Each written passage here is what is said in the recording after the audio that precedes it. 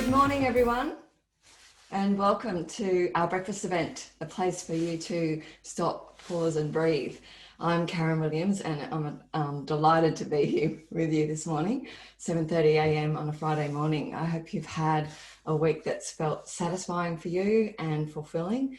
And I'm sure with a lot of challenges that are happening at the moment, that can be difficult, but I hope that you're feeling good this morning.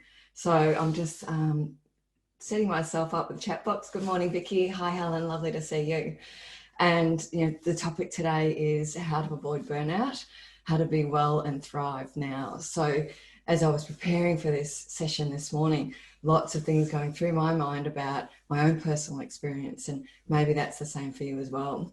So welcome, thank you all for jumping on board and being here so early on a Friday morning, especially in Melbourne when it's pretty dull and raining and cold outside. Where's summer? I'd like to know. So welcome everyone. Hello Lily, lovely to see you. Hi Lisa, I hope the move went well. Hi Rachel, lovely to see you all, and would love to hear from you. Say hi in the chat box so I know who's here. Hi Joan, lovely to see you. I say lovely to see you, but can't see you, but I'm imagining that I'm seeing you all. So I'm interested, really excited about this topic and interested to share with you and hear your thoughts on burnout and what your experience has been maybe, or what you've seen around you. And, I've got some things to share with you about some examples and some things that, I've done and maybe wouldn't do again, or that I didn't do and I would do again if I had my time over in regard to my wellbeing and how it relates to our working life. And also some things from some studies about what's suggested around how to avoid burnout. So hi Jazz, thank you for your message. I will message you back today. Keep going, you're doing really great, okay? Hi Rosa, welcome Rosa, lovely to see you. Thank you for being here and thank you so much for all your beautiful messages as well. Okay, so who else have we got? Hi Anne, lovely to see you.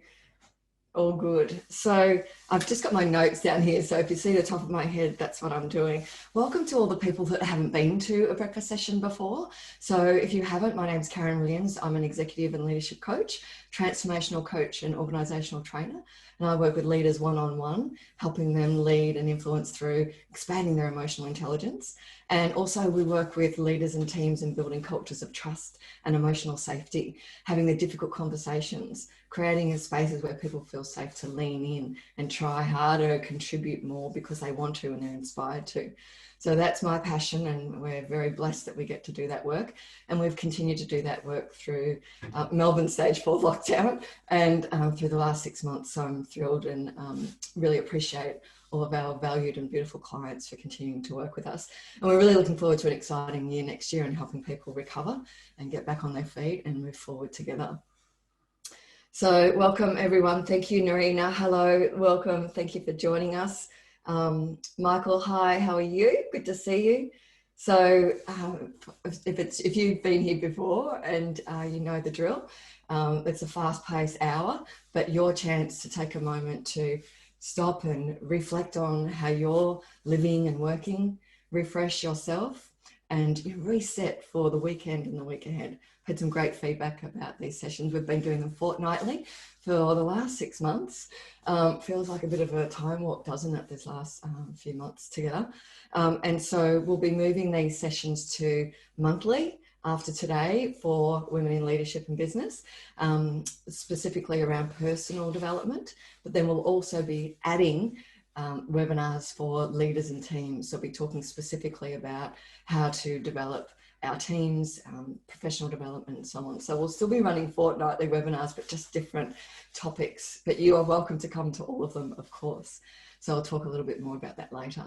All right, so let's get into it. So how to be really well inside of the circumstances, how to avoid burnout.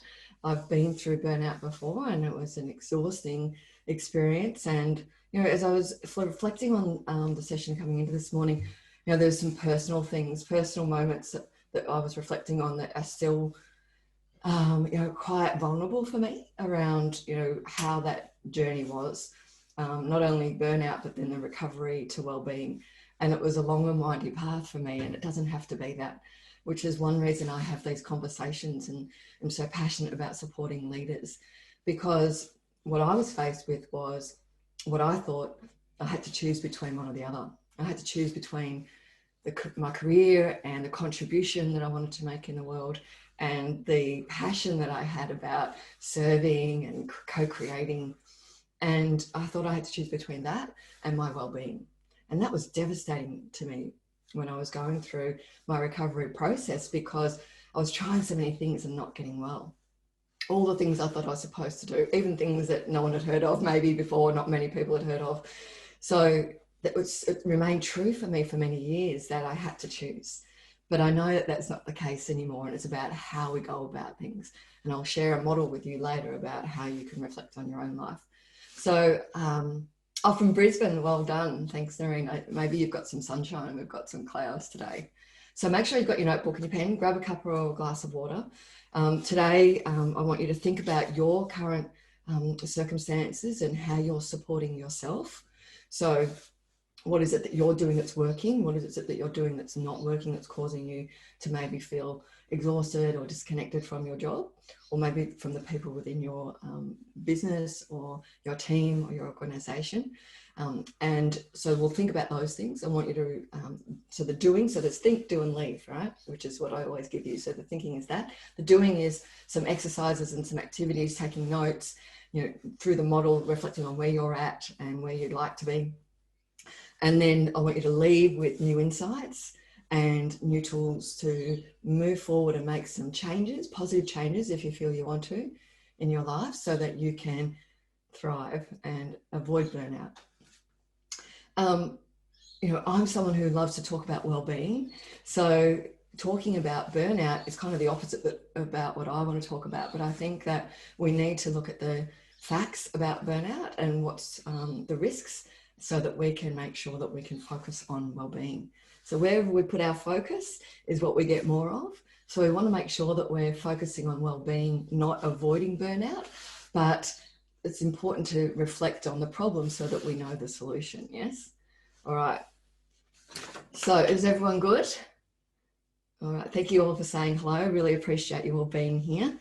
And let's get into it. So in 2019, I found this very interesting. The World Health Organization declared burnout as a condition, not a disease, but a condition related to work, and the result of stresses within work not managed successfully.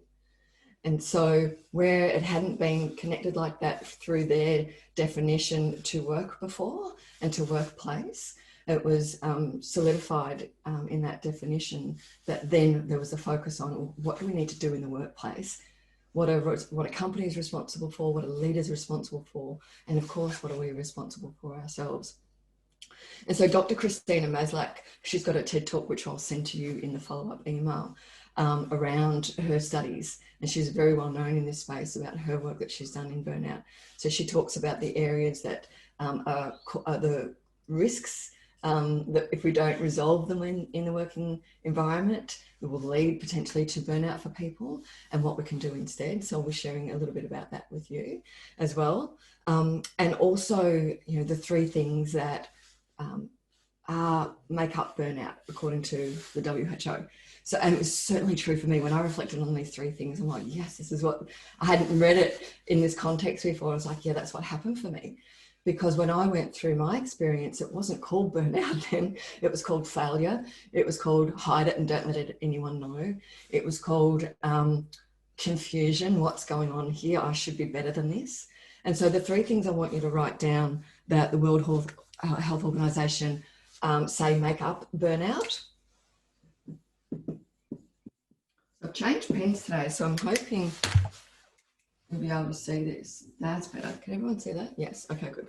So the first one, this is what makes up burnout. So exhaustion, no surprises, right? Physically exhausted, which can lead to an anxiousness and even a depression, according to the World Health Organization. Feeling drained and unable to cope. Now, I imagine that probably most people have felt some of that over the last 6 months. Doesn't mean you're burnt out. I don't want you to think that this session is about convincing you that you're burnt out. It's not. I just want you to start looking through a lens so that we're taking care of ourselves, yeah? So exhaustion is the first one. So this is about individual stress. Yeah. Feeling drained and tired. Okay. Again, reflect for yourself on what that means for you. Yeah. It doesn't mean we're burnt out. This is one part of 3 parts, but no doubt at some point, most people have felt that over the last 6 months. The next one is cynicism. Cynicism. So this is about, and so this is what really was interesting for me, these next 2 points, because yes, that was obvious for me in my experience of burnout around the age of 30. Very, very true for me was the exhaustion, and just kept pushing and pushing. Cynicism, and I'll tell a little bit of my story a bit later. Cynicism then is about the work environment where we're blaming others. So we move into, because of this, we move into a blame. We also start to consider the work environment as toxic. Yeah.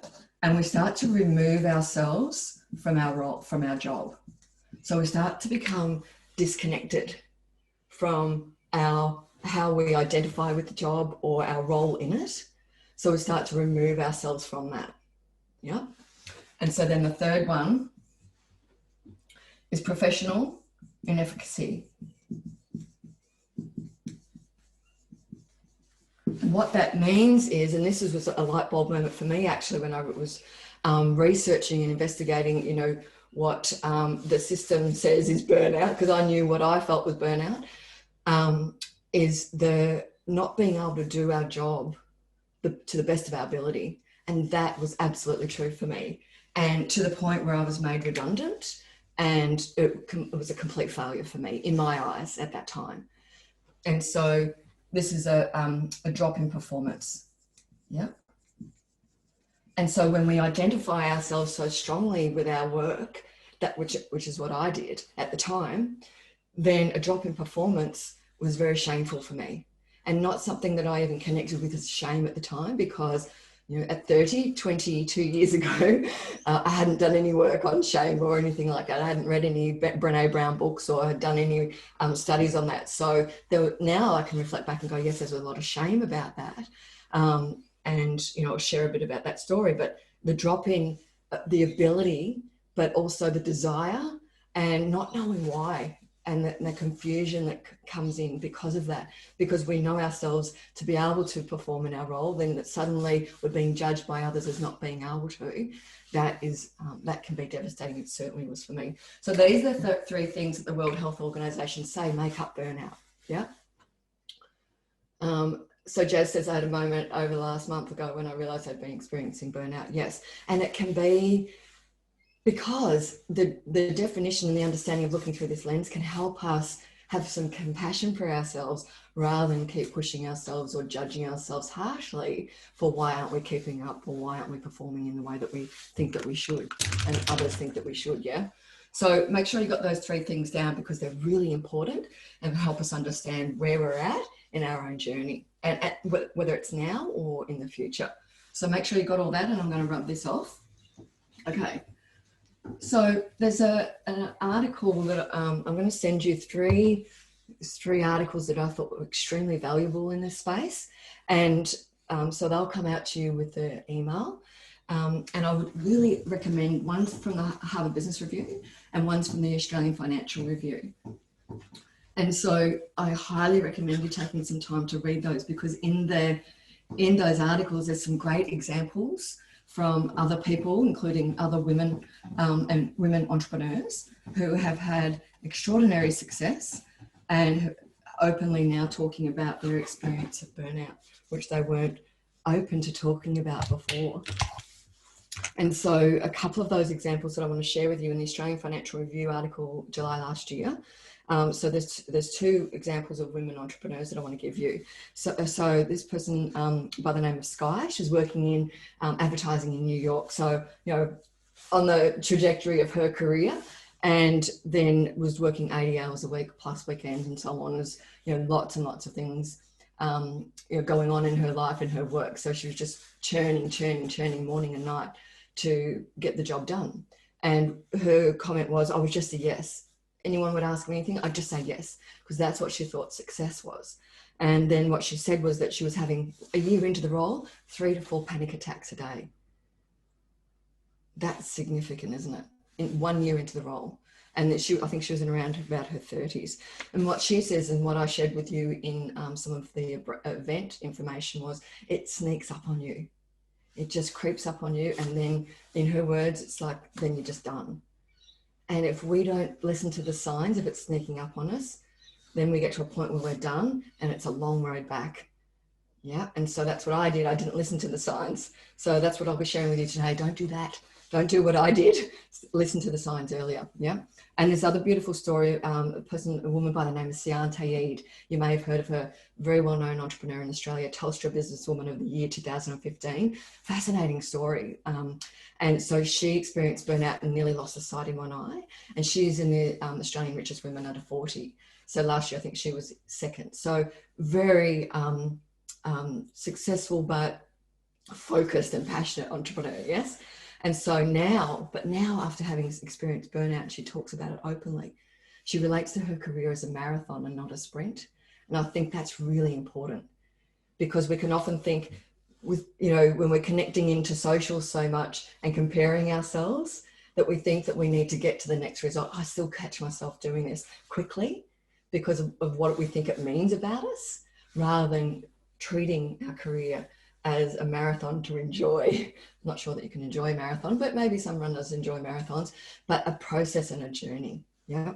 And so now what she does is that her health is a priority, and to combat burnout for employees, they have 1 day a month where they just get to choose whatever they do.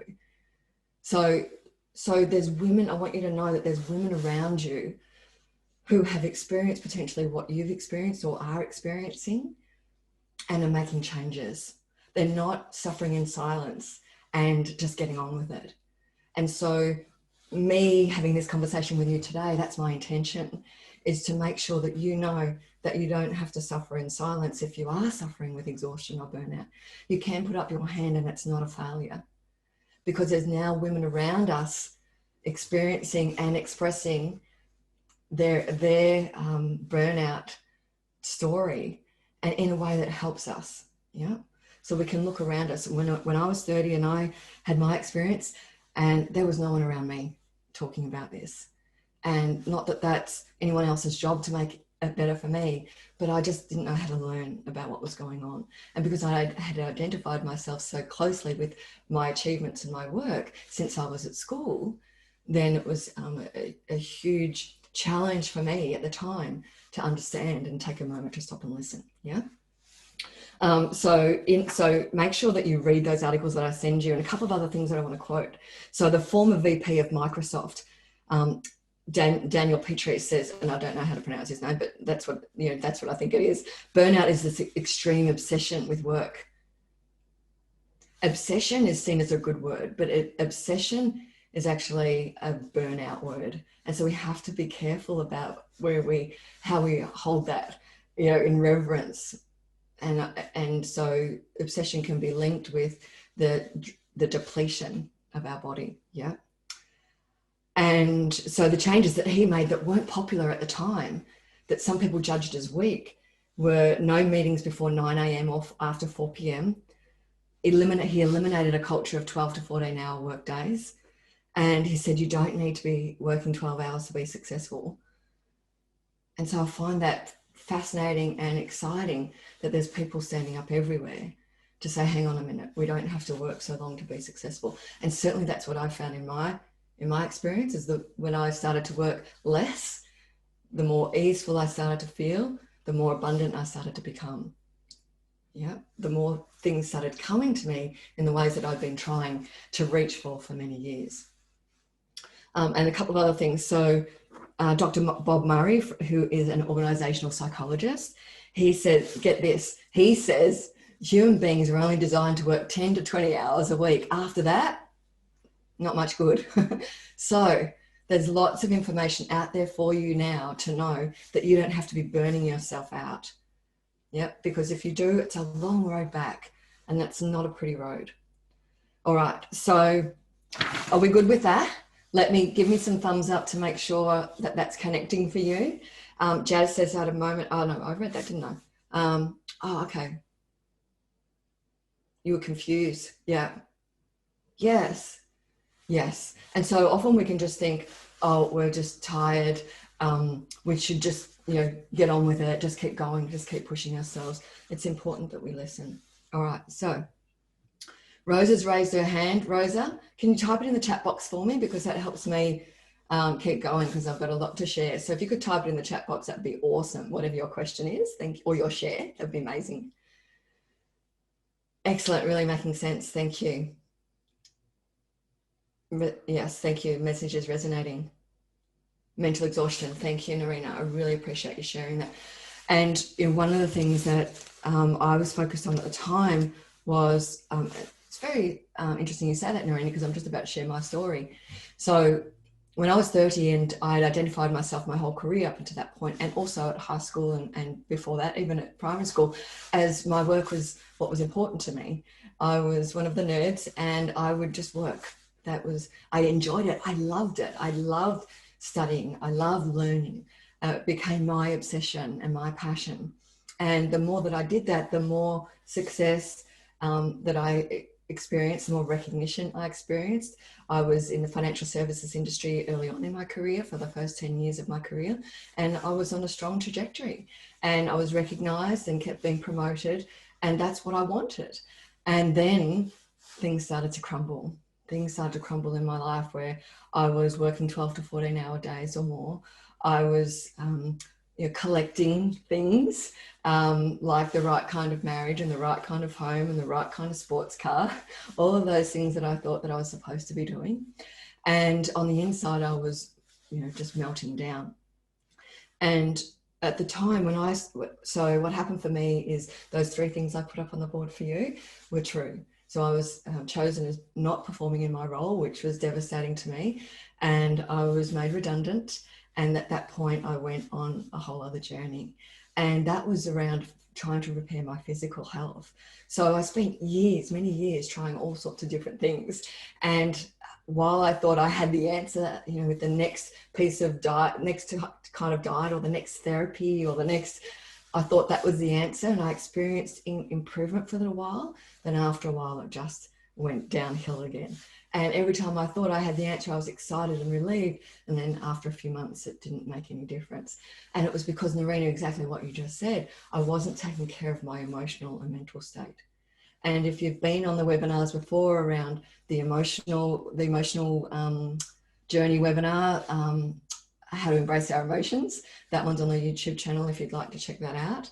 You'll know that what I know about emotions now is that they're our greatest superpower, and so important to our health and well-being. We must listen to our emotions. So, when I was going through my burnout and not understanding, I was self-soothing with alcohol. I was, really isolated. My husband at the time worked permanent night shifts, so there was no one at home when I came home. It was a very isolated, lonely time for me. And, felt to me like, I was slowly dying inside. And as I started to try and understand what was really going on, my emotions and my mental state became very important. So yes, I get what you're saying, Narina, and that's what today is about, that all the things I'm sharing with you, especially what they recommend, and the articles that I'll share with you about what they recommend, it's all focused on physical reparation. But if we only focus on that, then we're in trouble. So one thing I know for myself is that while I now still work passionately and, often still sometimes long hours, it's the context within which I work that makes the difference. And I'll share that with you in a moment around the model that I want you to look at. It's the context that's really important about how we do our work. Are we doing it to prove ourselves, to receive affirmation? Are we doing it because we've attached ourselves to our achievement, or are we doing it in joy? So those are the things that are really important. All right. Yes, totally, Narina, I'm with you. Stay with us. We're getting there. Thank you, Wyatt. Hi, Wyatt. Wyatt is from New Zealand, and I think 5 or 6 or 7. And hi Wyatt, tell me again, remind me again. I think 5 is my 5 years old with his mum Vicky, and he listens into our webinars, so he's going to have an amazing life. So already would have had an amazing life. So here's the things, and Narina, this is your point, right? Here's the things that Dr. Christina Maslach shares, the way that we can combat burnout, but it's in my belief, it's very limited. 6, Wyatt, I knew that. 6 in November. Your birthday's coming up. That's amazing. Happy birthday. All right, so Dr. Christine Maslach says these are the 6 things that she talks about. I want you to write these down because I want you to know that you can have an impact at work. And because we're talking about how we navigate work, it's also, how we navigate home life, of course. But when we're talking about women in leadership and business, who these breakfast events are for, work is a very important part of our lives. And it's sometimes the balancing of all of that, isn't it? So please write these 6 things down. So these are the 6 things that she talks about that we can make a difference in, that can impact our well-being, okay? So obviously workload, it's kind of obvious, but they say that that's seen as the only one, but obviously there's 5 more. So workload is important, but it's not only about how much work, it's about, are we skilled to do it? Do we feel confident? Are we feeling recognized? Okay, so I want you to jot these down. I'm going to move through these quickly because I want to get to the other piece. So how much control we have impacts, or we think that we have, impacts how we feel. So if I feel out of control, whether it's in my home life or work life, that can impact how exhausted I feel, my relationship with my job, and also how well I feel I'm doing in my role. Yeah. So how can we put people back in control, or feeling in control? Now, in this current circumstances, people may not be able to feel like that they're in control of their job or their future in their job. But if we can communicate with them and make sure that we're opening up those communication channels, people will feel much more in control. Okay. 3rd is reward. So making sure people feel recognized socially. So not just, it might not just be about a bonus, or it might not just be about, a job that they did, but the contribution that they make to the environment. And so also be listening through your own, are you receiving these from work as well? So while you might be someone in leadership who can give these things, are you receiving them from others? The next one is community. So remember, Dr. Christina Maslach is someone who's done a lot of work.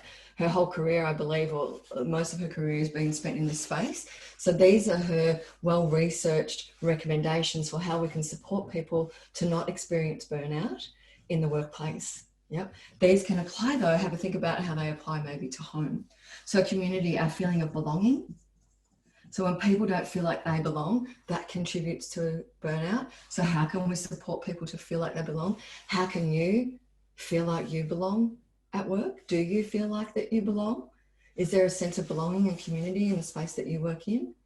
If not, and I'll talk about this in a moment, from a place of personal leadership, what is it that you can contribute or raise as a new conversation around that? 5 is fairness. And this is about emotional safety as well. Creating spaces of trust and emotional safety where people feel safe to say I'm failing. And so for me, that was not true. I did not feel safe to say that I was failing at that time when I was in my corporate career. And everyone around me was just focusing on, we must perform. And there's no space to say, hey, I'm drowning here. Yeah. So how safe do you feel? Fairness. So that's around feeling like how we're treated. So in our workspace, how are you seeing that play out for people? How do you feel around that? Do you feel there's fairness around maybe promotion, or where people are delegated new opportunities, and whether that's equal in your workplace? And the last one is around values. And that's around alignment, isn't it? So is my work aligned with my personal values? And also, is how we do work at work, is that aligned with my personal values? Because when there's a mismatch there, we have to work harder to be engaged at work. And so it's really important to understand what our personal values are, and does our working space align with that? Now, we might think that we don't have a lot of choice at the moment, but I don't buy into that conversation. Whatever the circumstances around us, we get to choose how we show up, who we want to be, and what we want to create around us. So these 6 things are the things that Christina says can cause burnout if they're not there, but also are the things that can contribute to, obviously, people not burning out. So I want you to just take a moment and think from 2 lenses, one from your workplace, but one from you personally. And whether that's personally in the workplace or personally just a whole of your life. Where do you feel like these are working for you, and where are maybe they not? So just take a moment to reflect on that and make some notes on that. I'll give you a minute to do that.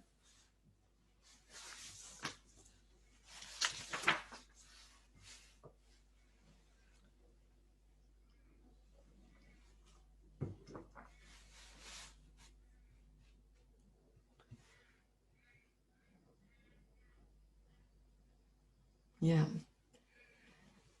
Lisa says, I think I was burnt out when I left my previous workplace and didn't realise it. Yeah. Fast pace. Keep going. Yeah.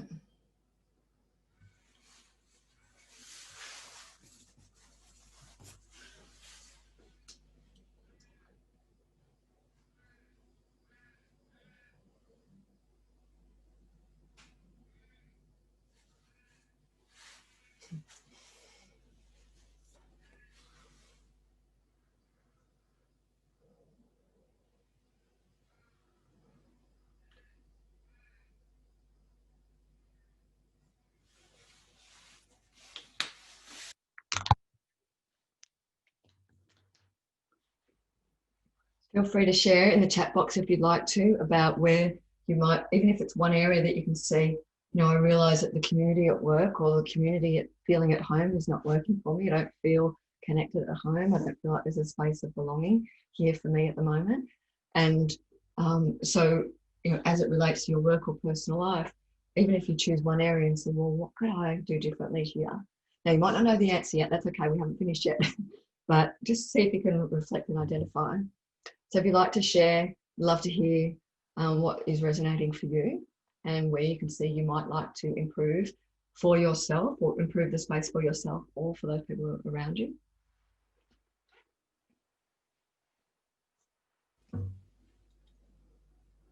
And then I'll move on.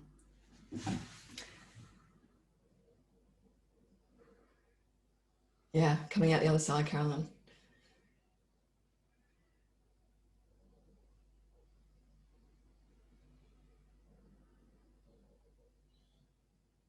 Yes, thanks, Lily. 12 hours a day, career was, normal. That's what we think we need to do to be, have that advancement, because that's what everyone else is doing. There was a BuzzFeed article that says, and I didn't bring it with me, a fantastic quote around why am I burnt out? Well, because I look around me and everyone else is doing the same thing. And I've been conditioned that way for, these aren't the words in the article, but this is what it means. I've been conditioned that way for so long that we all keep keeping that in place. And it takes people like the people I've shared with you today to stand up and say, it doesn't have to be that way. I wrote an article that's actually published on my website for Spark magazine a couple of years ago around the paradigm that we live within, that we keep repeating and keep holding in place around how we show up in leadership. And I'm so interested in having a different conversation about, rather than fixing a current system, actually going to a new place and creating a new system, leading in the way that we're not waiting for permission in how we want to live and lead. We're creating that ourselves. And that is possible. And it's a left field conversation, because we all batter on about equality and how we think we need to fix a broken system. That's exhausting work. I'm interested in creating from nothing, from a place of possibility and personal leadership. And so if you're interested in that conversation, then, let's have that conversation. All right, so I'm going to rub this off. What's resonating? All the resonating? Yes, first and foremost, values, absolutely. Running on autopilot, totally. And when we're running, so good, Lily, when we're running on autopilot, we're foggy. And we wonder why we can't, we're trying to handle work and home and kids and all the stuff, and we wonder why we're kind of going a bit mad when and then we self-criticize, don't we? And we think it's our fault. All elements of Resonate Jazz, new choices are now, ups and downs until now, And, it can come with wisdom of spending more time on the planet. A couple more decades as well can help. But, I would prefer 20-year-olds and 30-year-olds not to go on the trajectory of burnout and then have to come out the other side. Let's just all be well, right? And enjoy and create success from that place.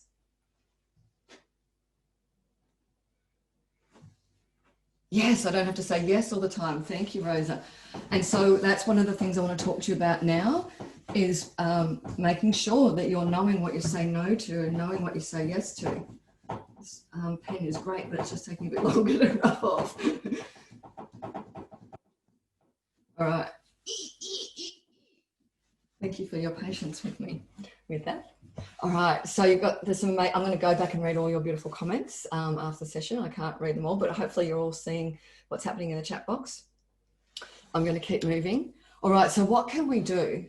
So we've looked at the 6 things that can cause burnout, and obviously we can address those things to help avoid burnout within ourselves or with others. And so I know as we grow as a business that I'm so interested in my team having the best time and having the best time together and all being well. That's what I'm passionate about, and creating more jobs for people who can have that kind of experience, creating a new paradigm of leadership and well-being at work.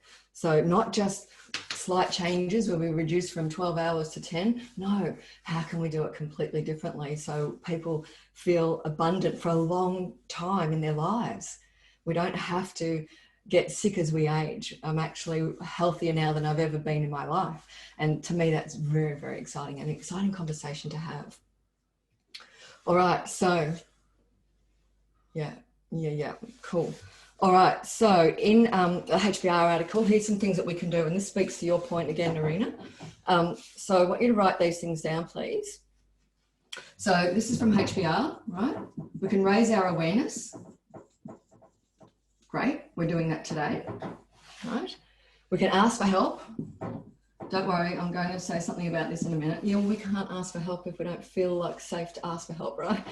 That's what I think is wrong with a lot of the recommendations around how to not burn out, is that a lot of it is because it's our emotional and mental state is being challenged, and we're drained in that way, not just physically. Asking for help, there's no way we'll ask for help if we don't feel like that's something that we can do. I was speaking to an amazing leader yesterday.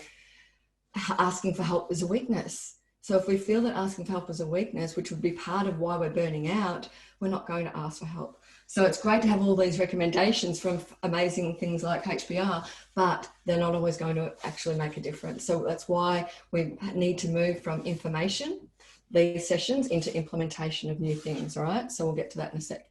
Prioritize your well-being, all right? Okay, we're going to get through this. And then, look at your work environment. So they're the things that if you read any article, that's what you're going to get. Raise your awareness, ask for help, prioritize your well-being. There's so much on the net about that. Makes no difference. We know that. We know that stuff already. So what does make the difference, yeah? Dr. Murray, the org psychologist that I mentioned to you earlier, he talks about going for walks, taking short naps. Yeah, but we're not going to do that if we think that's a failure, which is where we'll be if we're on the path to burnout, right? Because that's why we're burning out in the first place. So these are great, but they don't give us the whole answer. Would you agree with that? Which I think that's probably why you're here, right? Looking for new answers. Yes, exactly. When we, one of my passions is making sure that you have an experience with me, that you don't just gather information. I want to interrupt your thinking so that you do something new. As you've heard me say before, so what, now what? What's going to be different that we spent this time together today?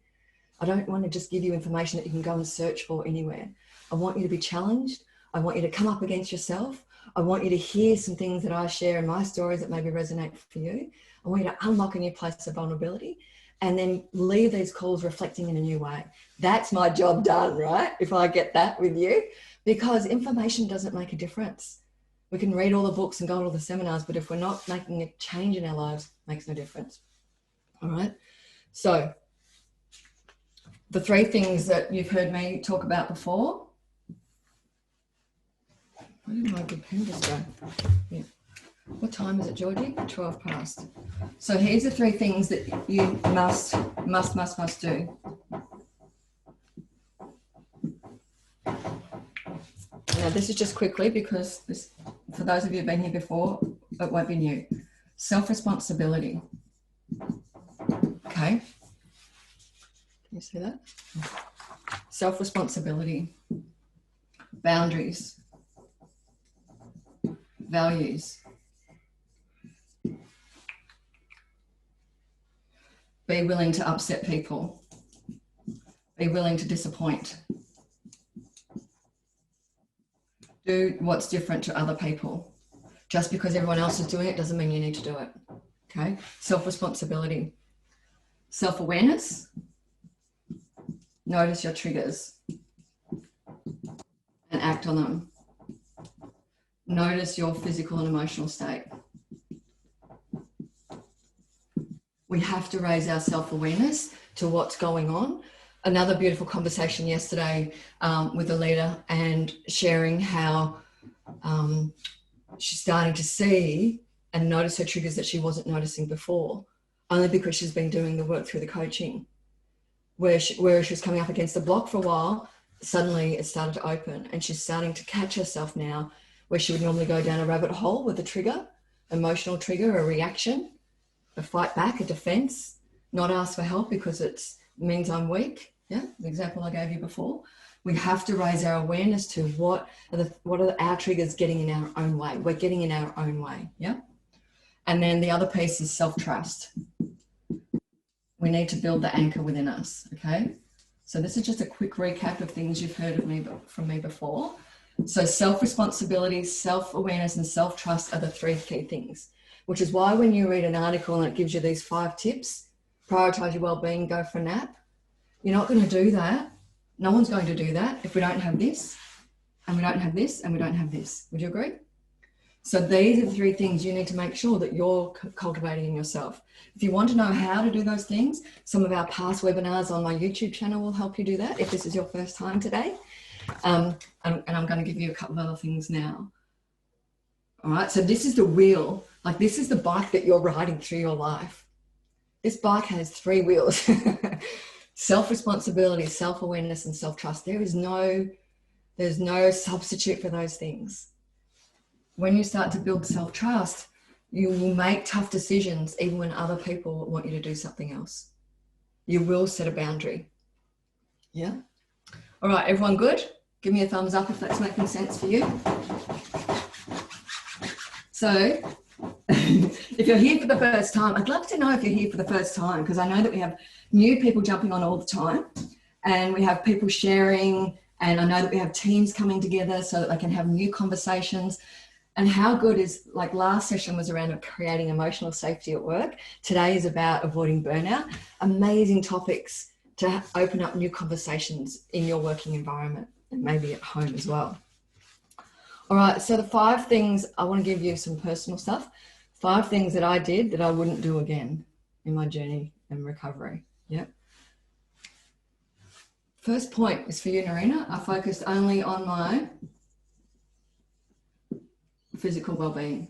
That was my problem. That was a problem. So don't do this, right? I only focused on my physical well-being, and it took me much longer because there was shame in being mentally burnt out, emotionally burnt out. There was no understanding of, what that meant back then, at least in my sphere and my circles. And so I focused on my physical well-being for many, many years, and it just kept me leaping. Yeah. I focused only on external environment. So I changed jobs, reduced my hours from 14 hours to 7 hours a day. Thought that would fix it. Changed environment. That didn't work. I blamed myself. There was a lot of shame going on. The fact that I wasn't living up to my own expectations, and I just hid it and I ran away. Yeah. And then I fought myself for so long internally for who I thought I should be and wasn't being. So that's what I did, that I would never do again. And I don't want you to do. I want you to find some self-compassion so that you know that this, if you are heading to burnout, or you experienced it before, that you start to love yourself in a way that, you know, if you forgive yourself for being angry at yourself, don't forget, you don't need to forgive yourself for burning out, but for not giving to yourself back then, if you have gone through it. Yeah. So here's another thing. I spent years analyzing my past. Don't do that. When I coach now, we visit the past to help us move forward. It informs us for what's having us be stuck now.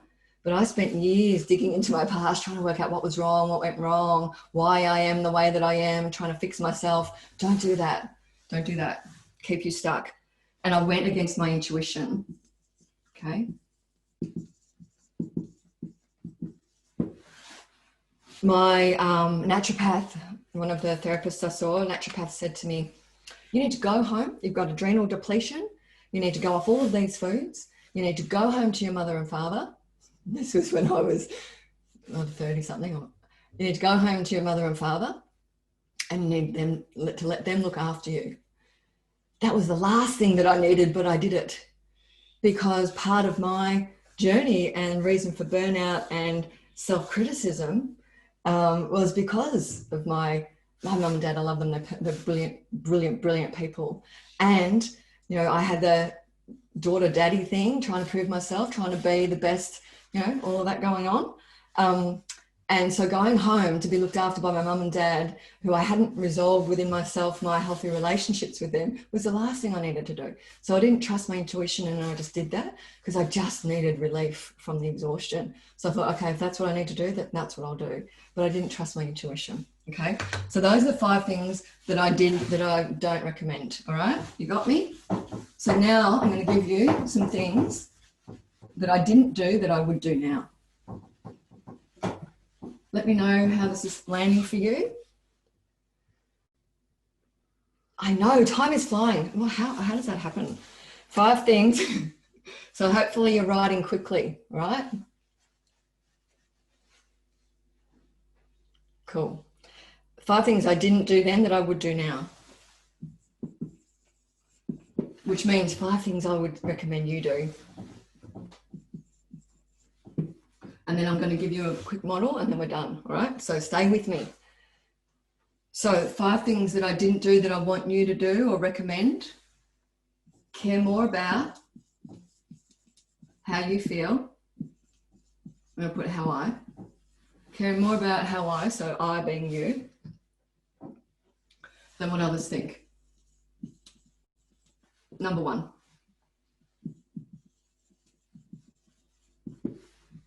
Right? Care more about what I think and how I feel and feeling good than what anyone else thinks. That is tough. And it means we have to upset and disappoint a lot of people, even those that we care mostly about and we're trying to prove ourselves to the most. That's a tough one, but that's number 1, right? Meditate every day. No exceptions. That's a tough one too, because back then, no chance. My mind wouldn't sit still long enough. Now, when I say meditate, if I knew then what I know now, hindsight is great, isn't it? I would do this. I would make myself do this and learn and educate myself around that.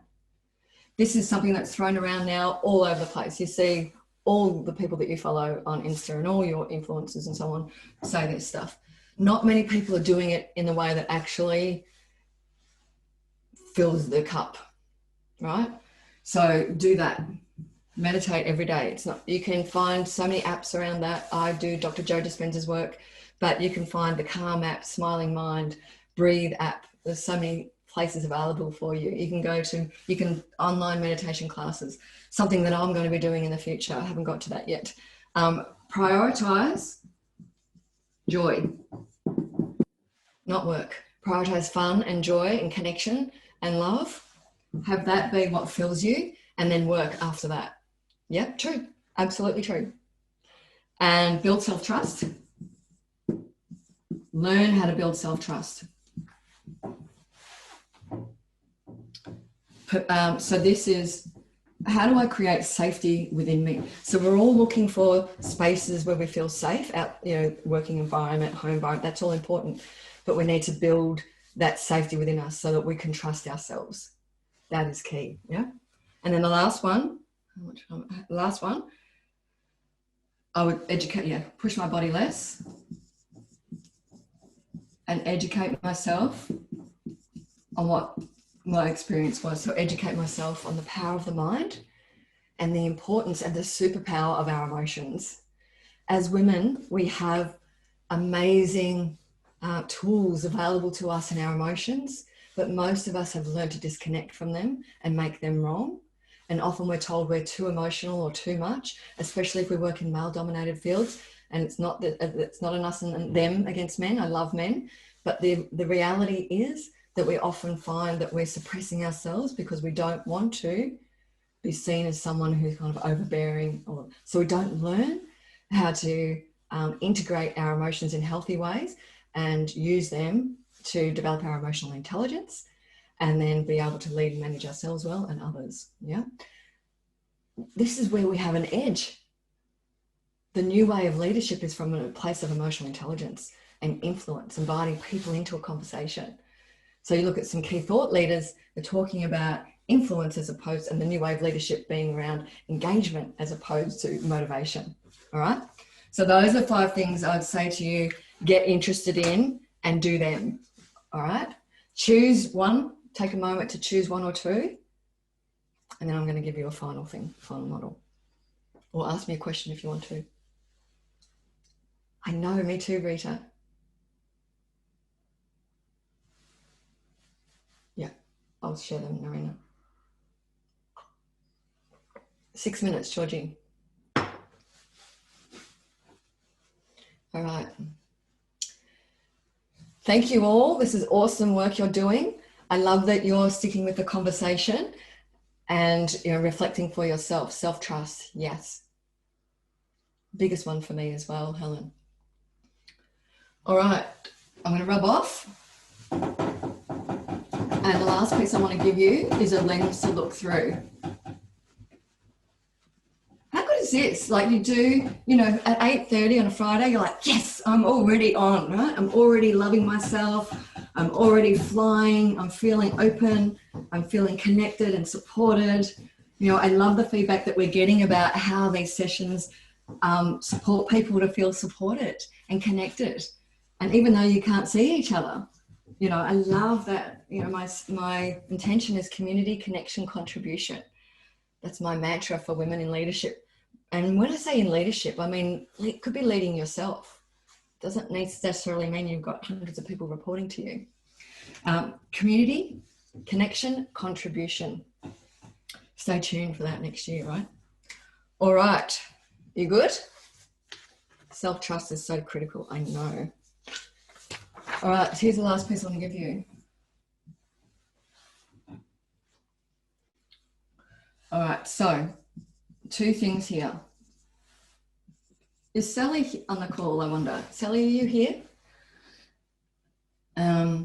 So the first axis, are you a consumer or are you a creator? Hi, Sally. I remember when I said once that, when I fall in love with the content, that's when I'm ready. Last night it was about 11 o'clock. I was in bed, like, oh, light bulb. Okay. So this is it, consumer or creator.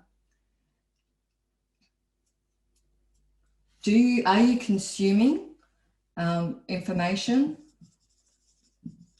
Are you consuming other people's opinions? Are you consuming other people's expectations of you?